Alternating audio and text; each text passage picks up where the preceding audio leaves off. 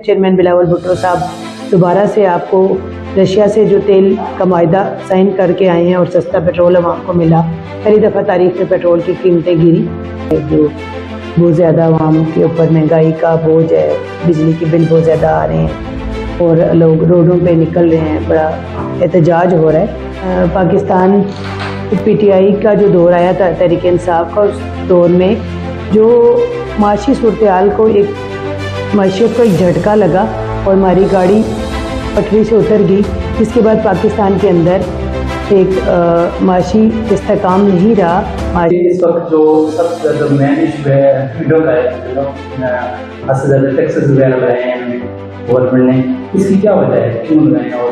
जो ये लोग प्रोटेस्ट वगैरह करते हैं ये कर रहे हैं? बहुत शुक्रिया चौधरी फ़हीम साहब आपका और FMC का शुक्रिया। आप हमेशा मुझे अपने लोगों से, पाकिस्तान के अवाम से बात करने का मौका देते हैं। जहाँ तक आपका सवाल है कि मौजूदा सूरत हाल है, जो बहुत ज़्यादा आवाम के ऊपर महंगाई का बोझ है, बिजली के बिल बहुत ज़्यादा आ रहे हैं और लोग रोडों पे निकल रहे हैं, बड़ा एहतजाज हो रहा है। तो मेरे ख्याल में मैं समझती हूँ कि ये आवाम का हक़ है। जमहूरियत की यही खूबसूरती है कि जब मुल्क की जमहूरियत होती है तो लोगों को अपने जो भी मसाइल उनके ऊपर बोलने की आज़ादी होती है, उनको प्रोटेस्ट करने की आज़ादी होती है। और ये जमहूरी खूबसूरती, ये जो हक़ है, ये जुल्फ़िकार अली भुट्टो की देन है, पाकिस्तान के अवाम के लिए खूबसूरत तोहफ़ा है जमहूरियत की सूरत में।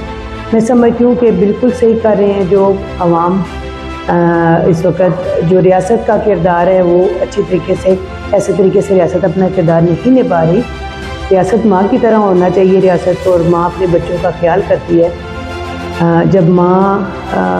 बच्चे को दूध नहीं देती या माँ बच्चे का ख्याल नहीं करती तो बच्चा रो के अपना हक़ मांगता है। बिल्कुल इसी तरह पाकिस्तानी अवाम अगर रियासत से तवक्को कर रहे हैं, हुकूमत पाकिस्तान से तवक्को कर रहे हैं कि वो उनके ऊपर बेजा टैक्सेस ना लगाएं, बिल बहुत ज़्यादा ना उनसे वसूल करें, महंगाई कम हो, तो उनका जायज़ हक़ है और वो प्रोटेस्ट करना भी उनका जायज़ हक़ है। मैं समझती हूँ कि ये जमहूरी अमल की खूबसूरती और इनको अपना हक़ मांगना चाहिए। जब तक बच्चा नहीं रोता तो माँ दूध नहीं देती, तो कैसे, अगर हम प्रोटेस्ट नहीं करेंगे तो कैसे उनका मसले हल होंगे? अच्छा, मुझे बताइए इस वक्त जो मुल्क में जो बेरोजगारी है, मुल्क दौरान में जा रहा है, इसका जिम्मेदार कौन है, कौन सी पार्टी है? इंसाफ पार्टी है, जमात है? देखिए चौधरी साहब, ऐसा है कि पाकिस्तान के जो मौजूदा सूरत हाल है, ख़ास तौर पर मैं माशी सूरत हाल की बात करूँगी कि खुदा न खास्ता हम एक वक्त था डिफ़ॉल्ट करने के करीब थे, अभी भी चंद इंचेस का फासला रह गया। अल्लाह ना करे, मैं कहती हूँ कि पाकिस्तान कभी डिफ़ॉल्ट करे। तो इसकी जो पीछे वजह है, मैं बिल्कुल बबंगे दोहल कहूँगी कि इसके पीछे जो साबका हुकूमतें हैं, PTI की जो हुकूमत थी, उसमें इनका बहुत बड़ा हिस्सा है, उनका हाथ है, और कुछ हिस्सा जो साबका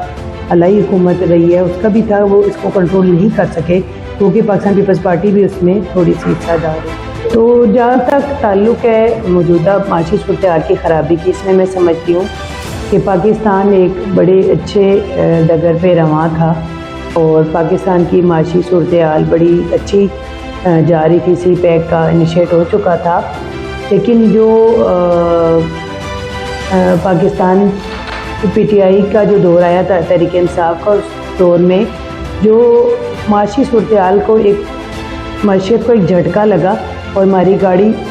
पटरी से उतर गई, जिसके बाद पाकिस्तान के अंदर एक माशी इस्तेकाम नहीं रहा, माशी तौर पे हम डगमगा गए और इसका नुकसान हमारी पाकिस्तानी अवाम को होता है।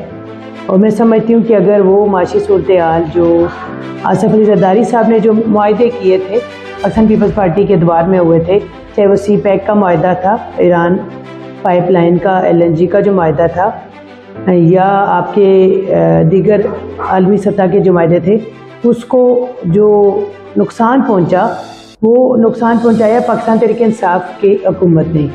और एक नाअहल और सेलेक्टेड हुक्मरान को जब आपने बिला सोचे समझे इतनी लंबे टाइम के लिए गवर्नमेंट दे दी,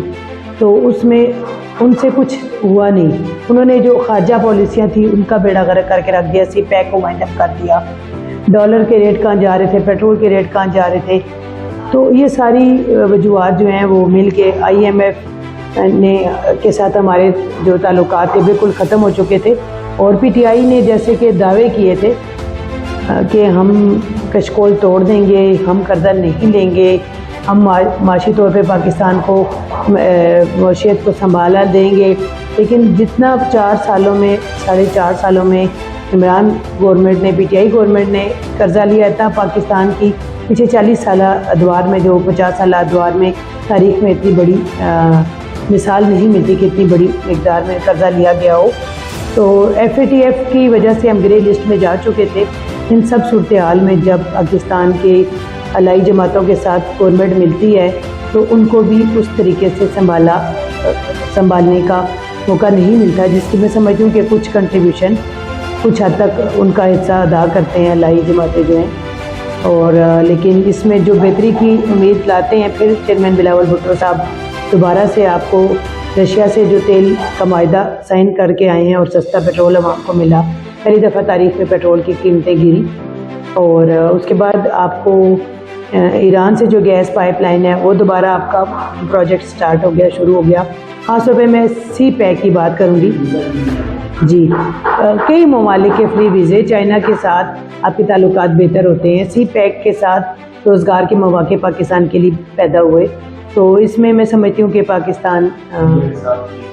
خارجہ پالیسی انڈیا کے ساتھ آپ آنکھ سے آنکھ ملا کر بات کر سکتے ہیں، ٹیبل ٹاک نہیں کر سکتے تھے خارجہ پالیسی، تو یہ بہت بڑی آپ کی ایک ریاست کی یا حکومت کی کامیابی ہوتی ہے کہ خارجہ طور پہ انٹرنیشنل سطح پہ آپ کو کس اینگل سے دیکھا جاتا ہے۔ تو پاکستان کو ابھی تک بیکاریوں کی نظر سے دیکھا جاتا تھا، اور جب ہمارے پرائم منسٹر جو سابقہ بھی علائی گورنمنٹ میں تھے وہ کہیں جانا چاہتے تھے تو ان کو وہاں پہ دعوت نہیں دی جاتی تھی یا خیر مقدم نہیں کیا جاتا، وہ سمجھتے تھے کہ شاید یہ مانگنے آ رہے ہیں، لیکن یہ صورتحال بلاول بھٹو صاحب نے بدلی۔